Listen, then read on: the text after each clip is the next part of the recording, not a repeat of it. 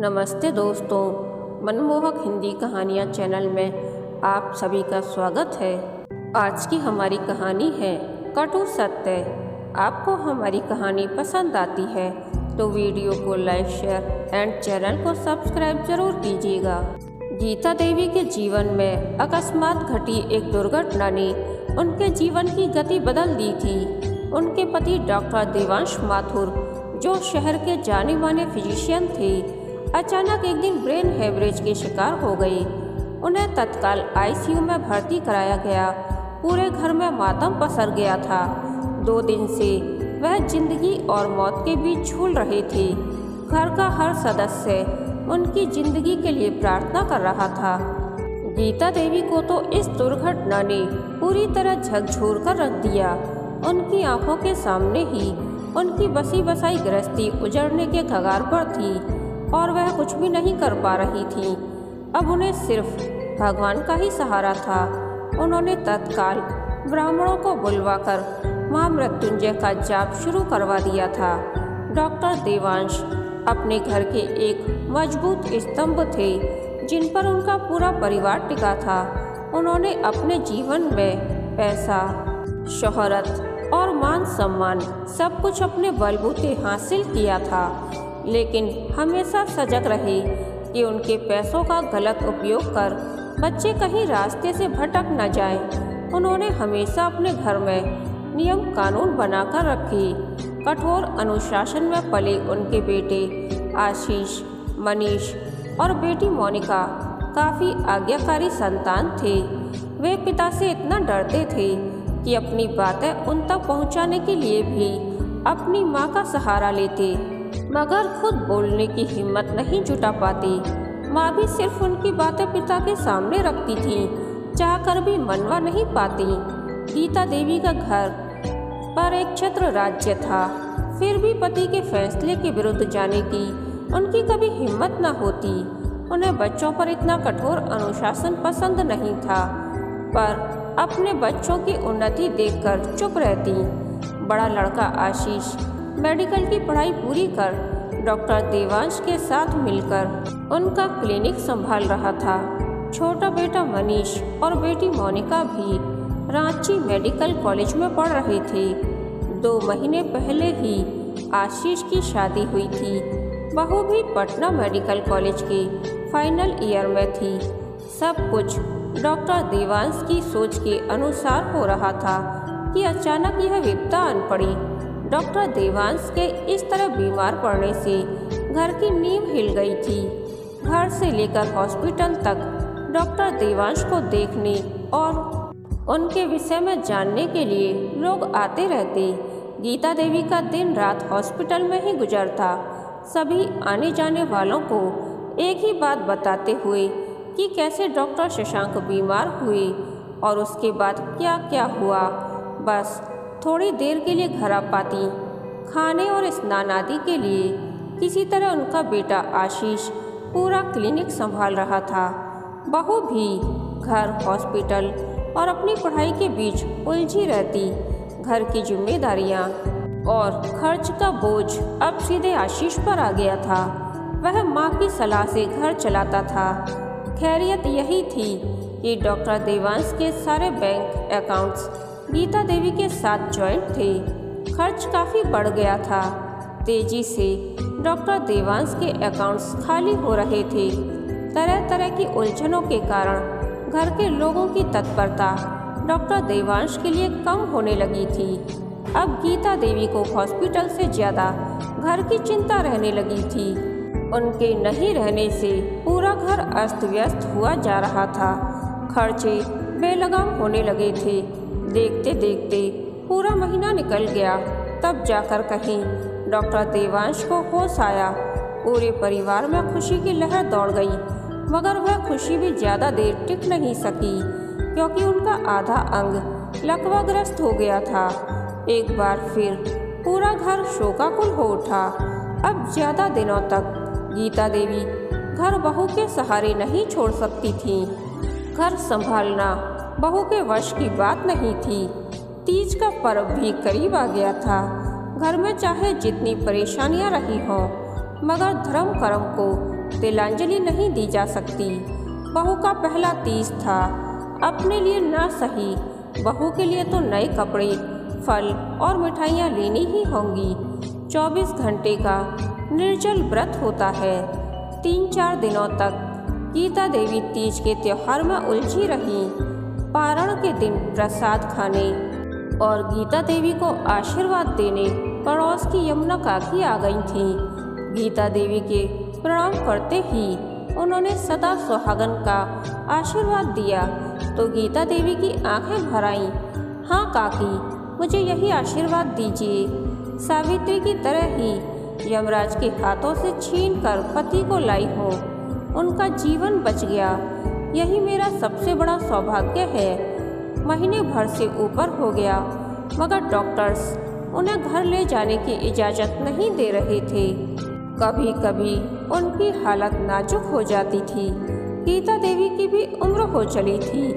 घर और हॉस्पिटल के बीच की भागदौड़ उनके लिए भी संभव नहीं हो पाती थी। मनीष और सुनंदा को भी पटना में रोक कर नहीं रख सकती थी। उनकी पढ़ाई का नुकसान हो रहा था। डॉक्टर देवांश को हॉस्पिटल स्टाफ के सहारे छोड़कर वह घर परिवार की देखभाल में जुट गई थी। अब तो पैसे की चिंता भी सताने लगी थी क्योंकि आमदनी कम और खर्च दोगुने हो गए थे। अभी तक आशीष माँ की सलाह से घर चला रहा था, लेकिन बदलता समय उसे निरंकुश बनाने लगा था। दवाओं और हॉस्पिटल्स के बढ़ते खर्च ने उसे मजबूर कर दिया कि वह डॉक्टर देवांश को हॉस्पिटल से घर ले आए। माँ के मना करने के बावजूद वह उन्हें घर ले आया। अपने क्लिनिक में ही उनका बेड लगवा दिया। कुछ एक्सपर्ट्स को हमेशा बुलाता रहता, लेकिन यह लंबी प्रक्रिया थी जिससे सभी ऊबने लगे थे। हमेशा पति के फैसले को मानने वाली गीता देवी ने बेटे के फैसले का भी विरोध नहीं किया क्योंकि अब सत्ता का पूरी तरह हस्तांतरण हो गया था। बेटे ने घर की बागडोर संभाल ली थी। फैसले के अधिकार भी उसी के हाथों में थे। डॉक्टर देवांश हॉस्पिटल में थे तो सारी जिम्मेदारियां हॉस्पिटल के स्टाफ की थीं। घर आने पर ये सभी जिम्मेदारियां गीता देवी पर आ गई थीं। डॉक्टर देवांश के खाने पीने, नहलाने और दवाएं देने संबंधी सभी कार्य वह स्वयं करती। रोज फिजियोथेरेपिस्ट आकर उन्हें एक्सरसाइज करवाता। उनके हर काम को घर में प्राथमिकता दी जाती क्योंकि अभी तक कहीं न कहीं उनका दबदबा घर पर कायम था। इसी तरह 6 महीने गुजर गए मगर उनकी स्थिति में कोई ज़्यादा परिवर्तन नजर नहीं आ रहा था। घर के लोग अब उनसे काफ़ी परेशान होने लगे थे। सभी की जिंदगी बाधित हो रही थी, इसीलिए घर में रहने के बावजूद उन्हें नौकरों के सहारे छोड़ दिया गया। डॉक्टर देवांश अब पूरी तरह अकेले हो गए। धीरे धीरे रिश्तेदारों का आना जाना भी कम हो गया। भूले भटके ही कोई उनसे मिलने आता। कभी अपनी सफलता के मद में देवांश अपने मध्यम वर्गीय नाते रिश्तेदारों से गज भर की दूरी बनाए रखते थे। उनकी दूरियां सिर्फ अपने बच्चों और पत्नी तक ही सीमित थीं। परिणाम यह हुआ कि आज उनके इस दुर्दिन में भाई बहनों ने भी उनसे दूरी बना ली थी। घर के सभी लोग उन्हें नौकरों के सहारे छोड़ अपने अपने कामों में व्यस्त हो गए थे। जब घर के मालिक ही ध्यान नहीं देते हैं तो नौकरों की सेवा भाव भी समाप्त हो जाती है। डॉक्टर देवांश अपने एक एक कामों के लिए चिल्लाते रह जाते। वह अक्सर बुरी तरह शोर मचाकर घर वालों का ध्यान अपनी ओर आकर्षित करने की कोशिश करते, मगर बदले में घर वालों की उपेक्षा का ही सामना करना पड़ता। 10 महीने गुजरते गुजरते स्थिति यह हो गई कि घोर पीड़ा के क्षणों में भी पत्नी को पुकारते तो वह न आ पाती। भुनभुनाते हुए वह किसी नौकर को भेज देती, जाकर जरा देखो तो क्यों शोर मचा रहे हैं। जो बच्चे उनकी आहट से सहम जाते थे अब उनकी बातें सुनकर भी अनसुनी कर देते। उन्हीं के सामने उनका अभ्यास करते। जब कभी डॉक्टर देवांश उन्हें डांटने की कोशिश करते, उनके लड़खड़ाते शब्द और टेढ़ा होता मुंह उन्हें हास्य का पात्र बना देता। उनका जीवन परिवार के लिए नगण्य हो गया था। उनका हर अकाउंट बिना उनकी अनुमति के खाली हो रहा था। बच्चों की अवज्ञा देख नौकर भी उनकी बातें अनसुनी करने लगे। यह सब बर्दाश्त करना उनके लिए बहुत मुश्किल था।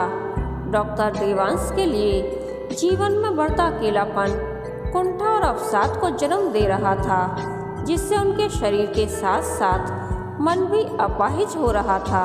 उन्होंने बचकानी हरकतें शुरू कर दी थीं। छोटी छोटी बातों पर चीखते चिल्लाते और हट करते। उनकी पूरी दुनिया खाने पीने और सोने तक सिमट कर रह गई थी। कहीं न कहीं परिवार की उपेक्षा उन्हें तोड़ रही थी। उन्हें वे दिन दिख रहे थे जिन्हें कोई भी अपनी जिंदगी में देखना नहीं चाहता। कभी उद्विग्न होकर पत्नी की बाह पकड़ लेते तो वह तुरंत डपट देती। शर्म नहीं आती इस अवस्था में भी। पत्नी का ऐसा व्यवहार धीरे धीरे उनके मस्तिष्क को विचार शून्य बना रहा था, जिसने उनकी सारी इच्छाओं का गला घोंट दिया था। हमेशा साफ सुथरे और नए फैशन के शौकीन डॉक्टर देवांश के कपड़े अब गीले भी हो जाते तो कोई देखने न आता। नाखून और बाल बढ़ गए थे, मगर किसी को कोई परवाह न थी। धीरे धीरे वह शांत हो गए। अब पहले की तरह चीखते चिल्लाते नहीं। खाना मिलता तो खा लेते, न मिलता तो चुपचाप बैठे रहते। जीवन का मोह तभी ज्यादा होता है जब जीने का कोई मकसद होता है। उनके जीने का मकसद ही उनका मजाक उड़ाने लगा था, उन्हें आहत करने लगा था, जिससे जीवन का मोह छूटने लगा। अब वह ज्यादातर लेटे रहते। उनके शरीर पर जगह जगह बेड सोर होने लगा था और अब कोई उनके पास बैठना नहीं चाहता। हमारे भीतर की कामना, ममता और आसक्ति ही हमें संसार से बांधती है। उन्होंने अपने जीवन के उस महत्वपूर्ण अध्याय को एक तरह से समाप्त कर दिया था। डॉक्टर देवांश को बीमार पड़े 1 साल से ज़्यादा हो गया था। एक बार फिर तीज का व्रत आ गया। हमेशा की तरह पारण के दिन यमुना काकी ने आकर गीता देवी को सदा सुहागन रहो का आशीर्वाद दिया। इस बार गीता देवी खुश होने की बजाय भीगी आंखों के साथ बोली, नहीं काकी, अब यह आशीर्वाद मत दो। अब मुझसे उनका दर्द देखा नहीं जाता। अब बस ईश्वर से प्रार्थना करो कि उनका कष्ट दूर हो और उन्हें मुक्ति मिल जाए। डॉक्टर देवांश, जो अब तक यही सोच रहे थे कि आज के दिन तो पत्नी उनके कमरे में जरूर आएगी, दूसरे कमरे में बैठी पत्नी की सारी बातें सुन रहे थे। एकाएक संसार का विराट सत्य उनके सामने था। उन्हें हैरत हुई कि जो बीवी हमेशा उनकी लंबी उम्र की कामना करती थी, वही अब उनकी मृत्यु की इच्छा जता रही है। उनके चेहरे पर हल्की सी हंसी आई। वह सोचने लगे, वह बेचारी क्या जाने कि उनकी मौत तो बहुत पहले हो गई है। अब तो सिर्फ एक ढांचा भर बचा है।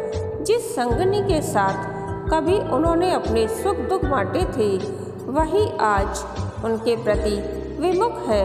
इसीलिए तो संसार को असार कहा गया है। एक ओर उनकी जीवन संगनी जीवन में सुख शांति की ओर बढ़ रही थी, दूसरी ओर वह दबे पांव मृत्यु की ओर बढ़ रहे थे। डॉक्टर देवांश की आंखों से आंसू बहने लगे। उन्होंने दोनों हाथ जोड़ लिए और छत की ओर देखने लगे। धीरे धीरे उनकी आंखें मुदने लगी।